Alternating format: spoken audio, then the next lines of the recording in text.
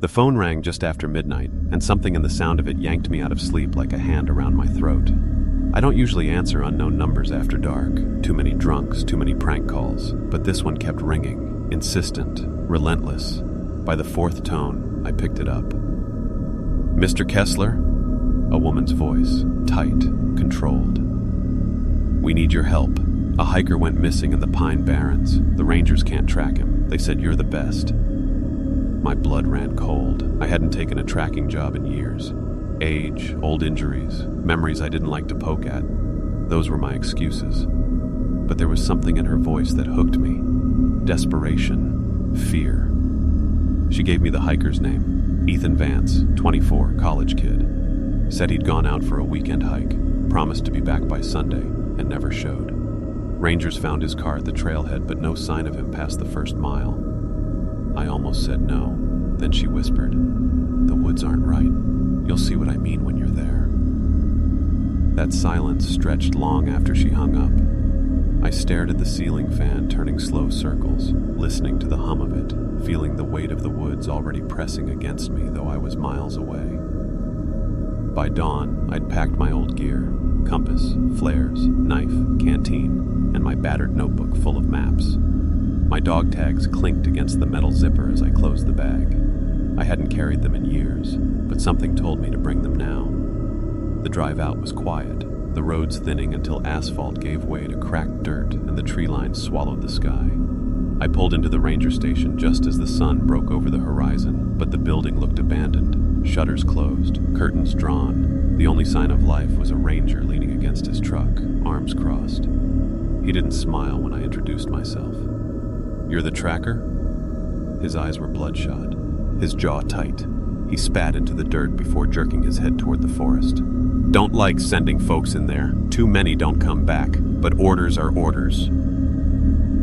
Something in his voice told me he wasn't exaggerating. At the trailhead, the woods loomed, an ocean of pine and oak, branches clawing at the sky. The air smelled wrong, stagnant, heavy. Usually the woods carry a rhythm, birds calling, wind in the leaves, insects buzzing. But here there was nothing, a silence so thick it pressed against the eardrums. The ranger gave me a half-hearted warning. "Stay on the path, don't follow anything you hear. And if you feel like the woods are looking at you, leave." Then he turned back toward the station, leaving me alone at the mouth of the trail.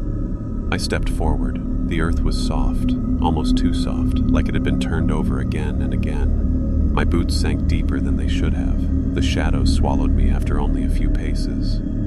That's when I noticed the carvings. Names etched into the trunks. Dozens of them. Some so old the bark had grown over. Some fresh enough to still bleed sap. And beneath one, scratched deeper than the rest, 3 words stopped me cold. Don't trust the woods. The deeper I went, the more the trail felt wrong. I've tracked people across deserts, through mountains, even in war zones, but a path always tells a story. Bent grass, broken twigs, footprints pressed shallow or deep. Here, the ground seemed to resist being read, like it wanted to hide what had passed through.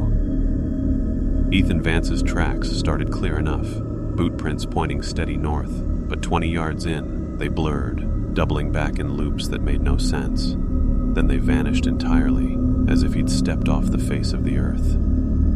I crouched low, brushing my fingers across the soil. Damp, warmer than it should have been for early morning. A faint odor drifted up, metallic, with the sour bite of rot. My stomach tightened. A crow cawed overhead, sharp and sudden, making me flinch. I looked up, but there was no bird. Just the black tangle of branches scraping across a sky already dimming, though it was barely past sunrise. A trick of clouds, maybe. Or maybe not. I moved slowly, marking trees with a strip of red tape so I wouldn't lose my way. The silence pressed harder the deeper I went. No birds, no insects. Even my own footsteps seemed muffled, swallowed by the earth.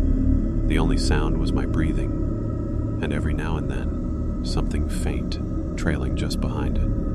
Once I thought I heard laughter, high, thin, and carried on no wind at all. It vanished the second I stopped moving. 2 hours in, I found the first sign. A torn scrap of fabric snagged on a branch, navy blue, frayed at the edges. Ethan's jacket, maybe. I pocketed it and pressed forward. Soon after, I found his pack, or what was left of it, torn wide open, straps shredded like paper. Inside were granola wrappers, a cracked phone, and a journal soaked through with rain. The pages bled into one another, the ink running like veins. Only one entry was legible, written in jagged lines across the margin. Something is walking with me. I hear it at night. The letters dug so deep into the paper they tore holes. I zipped the journal into my own bag, though my hands shook. I didn't want to imagine what had chased him out here, or worse, what he'd chosen to follow. By mid-afternoon, I came to a stretch where the trail split 3 ways. Ethan's tracks appeared again, but not where they should have been. Instead of choosing a path, his boots veered into the underbrush, tearing through brush and vines as if in blind panic. I followed, the branches clawing at my arms, the air growing thicker with that copper-sweet smell. That's when I heard it. Kessler. My name, whispered low and stretched thin, like the sound of breath dragging across teeth. I froze, heart pounding so hard it hurt. The voice had come from ahead. I gripped my knife and forced my legs to move, step by step.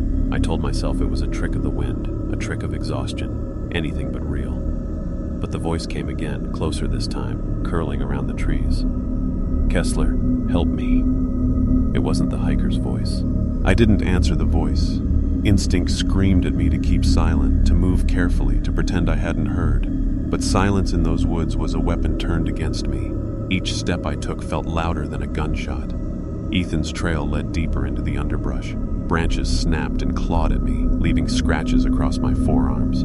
The soil here was churned up, gouged in places, as if something heavy had been dragged. I crouched low, pressing my palm against the disturbed earth. Moist, fresh. Whatever happened here wasn't weeks old. It was recent. The copper stink was stronger now. It coated the back of my throat, made me swallow bile. My flashlight beam swept across bark torn with deep vertical scratches, far too wide for any bear. I counted them without meaning to. 4, always 4. 100 yards farther, I found what was left of his tent. The nylon was shredded into ribbons. Poles snapped like brittle bones. Inside lay a single boot, laces frayed, heel still warm as if someone had been wearing it minutes ago.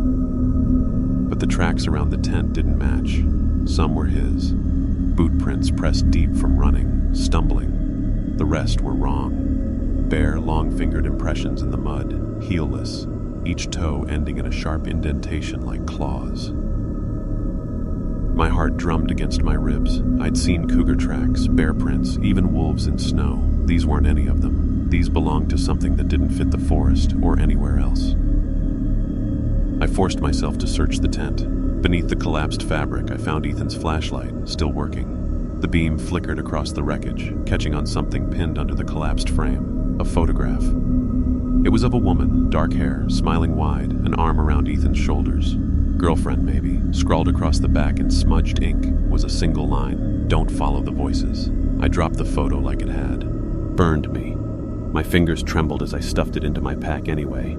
The air thickened as the daylight drained, the shadows pooling together until the forest seemed to breathe around me. I built a small fire as night closed in, though the flames felt pitiful against the endless black.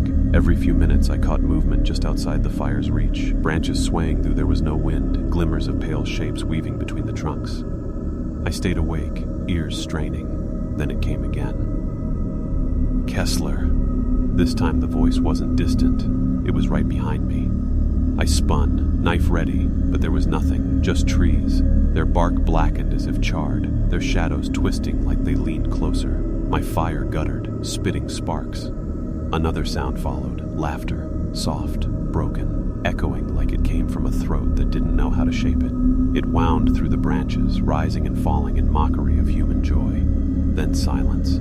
A silence deeper than before, crushing, absolute. That's when I saw it.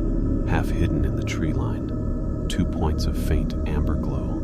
Eyes, too high off the ground, too still, watching. I gripped the knife so tight my knuckles ached.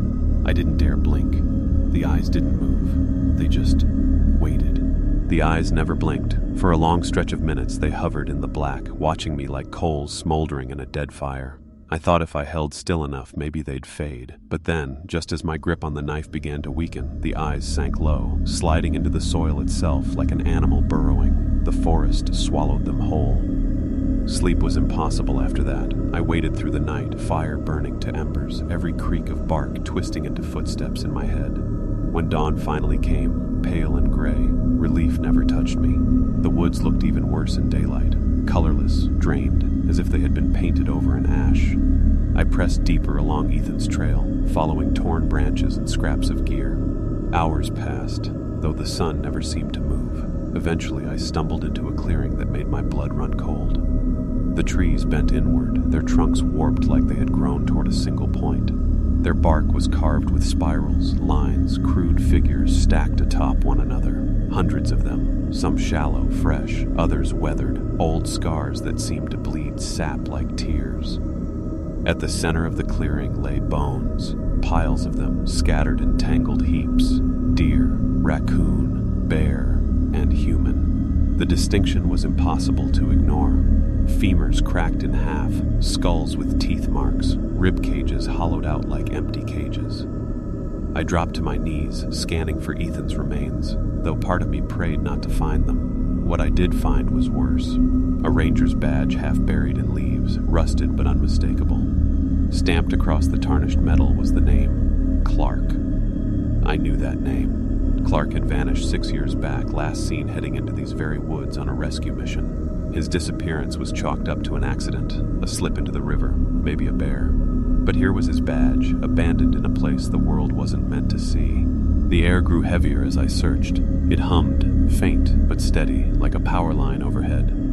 Only there were no lines here, just sky and twisted wood. Then the whistling began. Soft, tuneless, drifting between the trees.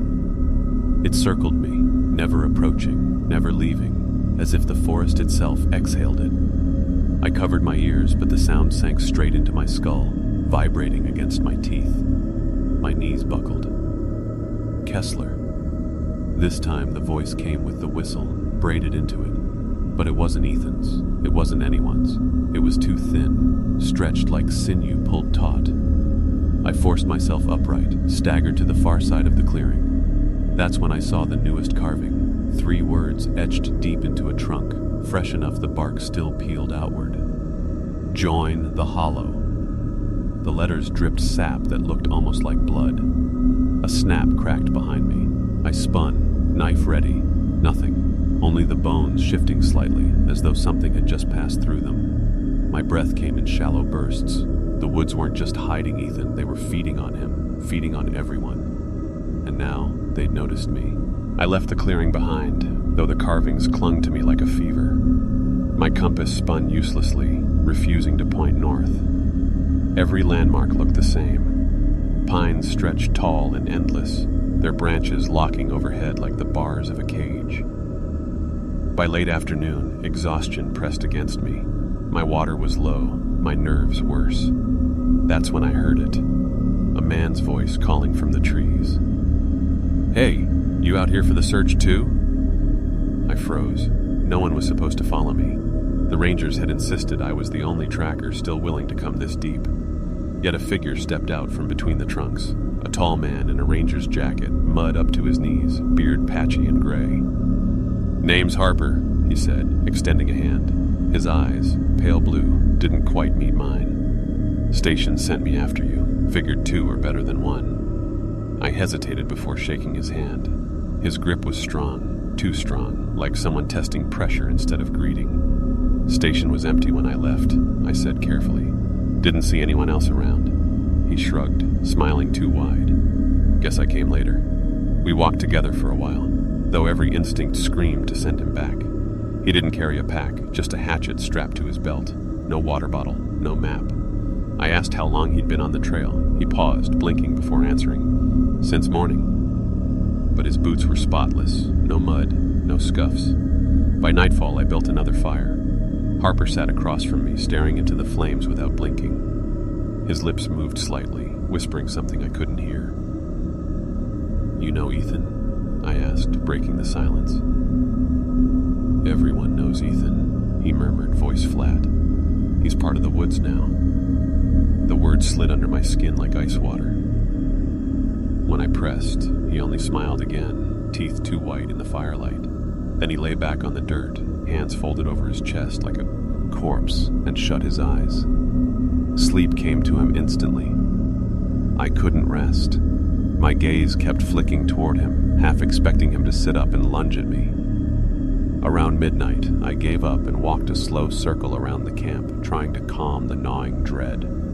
That's when I saw him, Harper, already standing at the tree line, rigid, eyes wide open. He wasn't looking at me. He was staring into the woods, lips moving as if in prayer. The firelight caught on wet streaks running down his cheeks, tears. I whispered his name, no response. His breath came shallow, ragged, like he was holding something back. Then, without turning, he said, "Don't let them carve you." The words weren't his voice. They were layered, dozens of voices stacked together, old and young, male and female, all speaking through him. I stumbled back, knife in hand, heart hammering. Harper turned slowly, his smile wider than before, stretching too far. "Sleep, Kessler," he said softly. "The woods are waiting." I didn't sleep, not after what Harper said, not after seeing his smile stretch like something tugged it from behind. I sat by the fire until it burned down to coals, clutching my knife like a lifeline. Harper never moved again. He lay on the dirt with his eyes shut, breathing slow, almost rehearsed. Every so often his lips twitched like he was murmuring in his dreams. When dawn came, he rose without a sound. No groan of stiff joints, no bleary confusion, just up, alert, waiting. "We should move," he said flatly. I trailed him reluctantly. He walked without checking for signs, without a compass, without even glancing at the ground. Yet somehow he led us along a path I hadn't marked. The trees thickened, their branches tangled so tight they blocked the sky. The air grew cold, wet, clinging to my skin like breath. I tried to focus on Ethan's trail, but the forest gave me something else entirely. Between the trunks, I caught glimpses of it. Tall, too tall, shoulders brushing branches 20 feet up. Its limbs long and wrong, bending at strange angles. Skin pale as bark, patched with streaks of moss. And those eyes, the same faint amber glow I'd seen at the fire, watching from the gaps, never blinking. It didn't move like it walked. It slid, gliding silently from tree to tree. Each time I turned my head, it froze, almost part of the wood itself. "Don't stare," Harper muttered without looking back. "You see it?" My voice cracked. He didn't answer. His silence said enough. By midday, we reached another clearing, smaller than the one before, but worse.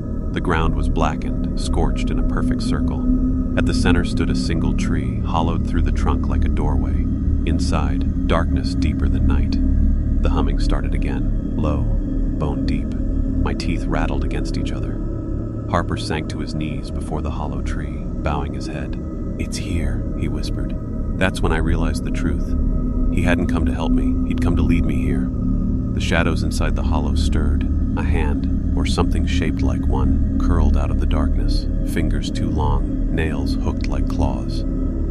I backed away, every instinct screaming. Harper only smiled, eyes rolling white as his voice dropped into that layered chorus again. "It welcomes you, Kessler. You've been chosen." The hand stretched farther, brushing the soil. The stench of rot hit me full in the face, thick enough to choke. "No," I rasped. "Not me." The trees groaned, bending inward as if to block my escape. That's when the thing slid fully from the hollow. Its head was wrong, too narrow, too tall, its mouth gaping open like bark splitting, no teeth, only darkness inside. The amber eyes burned brighter, locking onto me. My knife felt like a toy in my hand. My legs wanted to collapse, but some stubborn part of me still fought. I ran. Branches whipped my face, roots clawed my boots, but I didn't stop. Behind me came the sound, neither footsteps nor pursuit, but the shifting groan of wood dragging itself forward, the forest itself moving with it. The woods had found me. I didn't stop running until my lungs seared and my legs threatened to fold. When I finally stumbled to a halt, bent double and gasping, the silence returned. Not peace, silence. The kind that presses down like a weight, smothering every thought. I had to regroup, had to think like a tracker again, not prey. I scanned the ground, trying to orient myself, but the soil was strange here, scored with lines that didn't match animal trails or boot prints. Circles, spirals, crisscrossing symbols gouged into the dirt. Then I saw them, cairns. Small stacks of stones, each one balanced carefully, marking points in a larger pattern. I counted 7 within sight, all encircling a depression in the earth. At the center of the circle lay objects half buried in moss. A lantern, a rotted journal, a hunting knife with initials carved into the hilt, and bones, always bones. Not scattered this time, but arranged. Tibias crossed, skulls facing inward, like offerings. I forced myself closer, crouching beside the journal. The leather cover peeled apart as I opened it, pages fused by damp. Only fragments remained, but enough to send a shiver through me. It asks, it always asks, one for the woods or many for the town. We carved the signs, we gave it Clark, still it hungers. The handwriting trailed off in desperate scratches. So it was true. Clark hadn't gotten lost or drowned. He'd been given, sacrificed. And the carvings, the symbols on the trees, weren't warnings. They were bargains. I flipped further, finding another line, written faint and jagged. If you see the hollow eyes, it's already too late. My stomach twisted. I remembered the glow in the tree line, steady, unblinking. The cairn seemed to lean closer as I stood. I shoved the journal into my pack and backed away, but the woods wouldn't let me leave without another revelation. Half hidden behind a fallen log was a pia, autograph, laminated to survive the weather. 4 rangers stood shoulder to shoulder, smiling. I recognized Clark. Beside him, younger, fresher-faced, Harper. But Harper hadn't aged, not in that photo, not now. He wasn't a man anymore. He was something borrowed, a mouthpiece. The woods had hollowed him out and filled him with its will. My chest tightened. I wanted to scream, to curse whatever lived in this place, but the silence swallowed every sound before it left my throat. Instead, I ran again, not caring if I left a trail. The trees groaned as I passed, bark splitting in long vertical mouths that leaked sap like drool. Whispers followed me, weaving through the air. One for the woods, one for the woods. Every voice layered into the next until it felt like thousands pressed in from every side. When I finally stopped, night had fallen again, though I couldn't remember the sun ever setting. The forest bent into another clearing, this one littered with crosses of lashed wood, dozens of them, tilted and broken. Beneath the nearest cross was something still wearing Ethan's jacket. The woods hadn't finished with him. Not yet. At first, I thought it was a corpse. The figure slumped beneath the cross wore Ethan's shredded jacket, the fabric stiff with dirt and dried blood. But then it moved. His head lifted slowly, neck cracking as if the muscles no longer remembered how to work. Kessler. His voice was barely his own, wet, guttural, stretched thin. I staggered back. Ethan, Jesus, hold on. I'll get you out. No. His mouth twitched into something like a smile, but his eyes glowed faint amber. It's already inside. The words cut through me. He struggled upright, bones jutting sharp beneath his skin. His movements weren't natural, more puppet than man, strings pulled by something unseen. Behind us, the trees groaned, the forest exhaled, and then I felt it again, that hum, low and steady, vibrating in my ribs. The thing was near. Ethan took a step forward, swaying. It doesn't want me anymore, he whispered. It wants you. The ground trembled. From the shadows, the thing slid into view, taller now, clearer, its limbs unfolded like knives, scraping the soil. The hollow eyes burned brighter, twin lanterns in its bark-skinned face, its mouth split open, impossibly wide, and from it poured the chorus of voices. One for the woods, one for the woods, one for the woods. Every instinct screamed to run, but there was nowhere left.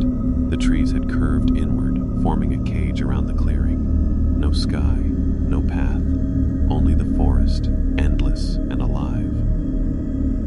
Ethan staggered closer, arms outstretched, pleading.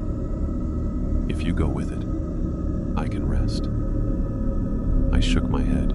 tears stinging my eyes. I'm not dying here. The thing surged forward, faster than I believed possible, its limbs splitting into dozens of branch-like arms. They lashed the ground, pulling itself closer. I sprinted sideways, knife drawn, weaving between crosses. One splintered under the creature's weight, the wood screaming like bone. It lunged, but I ducked beneath a fallen trunk, rolling into the muck. My hand landed on the journal I'd stuffed into my pack. Pages fluttered open, flashing words through the dark. One for the woods, or many for the town. A bargain. Always a bargain. I screamed at Ethan, though my voice cracked. Fight it! Don't let it use you! For a moment I thought I saw him hesitate. His body jerked, his face twisting, eyes flickering between amber and their original brown. He clutched his head, crying out. The thing shrieked, a sound like trees snapping in a storm. It reached for me, but Ethan stepped between us, arms wide. Take me, he gasped. Take me back. The hollow arms wrapped around him, pulling him close. His scream was swallowed by the chorus as his body split apart like bark tearing from a tree. The forest absorbed him piece by piece until nothing remained. The hum faded, the trees stilled, and then silence. I stumbled backward, shaking, drenched in mud and blood that wasn't mine. The clearing was empty now. No crosses, no bones, no Ethan, only endless woods. When I finally broke free, hours or days later, I emerged at the ranger station, alive. But in the mirror above the sink, my reflection stared back with eyes faintly glowing amber. The woods hadn't let me go. They never do.